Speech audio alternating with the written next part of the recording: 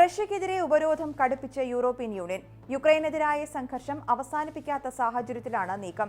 റഷ്യയിൽ നിന്ന് ഏതെങ്കിലും രാജ്യം എണ്ണ ഇറക്കുമതി ചെയ്യുന്നുണ്ടെങ്കിൽ പരമാവധി $47.60 കൊടുക്കാവൂ.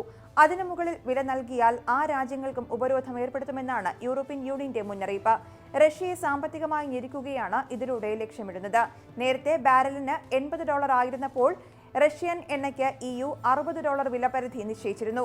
നിലവിൽ രാജ്യാന്തര വിപണിയിൽ ശരാശരി $65 ആയിരിക്കെയാണ് $47.60 വില വെട്ടിക്കുറച്ചിരിക്കുന്നത്. യൂറോപ്യൻ കമ്പനികൾ ഇൻഷുറൻസ് പരിരക്ഷ ഏർപ്പെടുത്തിയുള്ള ഓയിൽ ടാങ്കറുകളും EUവിന്റെ ഉപരോധം ബാധകമാണ്. ഇവയും പുതിയ പരിധിയിൽ കവിഞ്ഞ വിലയ്ക്ക് എണ്ണ നീക്കം ചെയ്യാൻ പാടില്ല. റഷ്യൻ എണ്ണ ടാങ്കറുകൾക്കും ഉപരോധം ഏർപ്പെടുത്തിയിട്ടുണ്ട്. റഷ്യൻ എണ്ണയ്ക്ക് വില കുറയ്ക്കുന്നത് ഇന്ത്യയെ സംബന്ധിച്ച് നേട്ടമാകും. റഷ്യയിൽ നിന്ന് കുറഞ്ഞ വിലയ്ക്ക് എണ്ണ ഇറക്കുമതി ചെയ്യുന്നതിന് ഇത് ഗുണം ചെയ്യും. കഴിഞ്ഞ 2 വർഷമായി ഇന്ത്യയുടെ എണ്ണ ഇറക്കുമതിയിൽ 35% റഷ്യയിൽ നിന്നായിരുന്നു.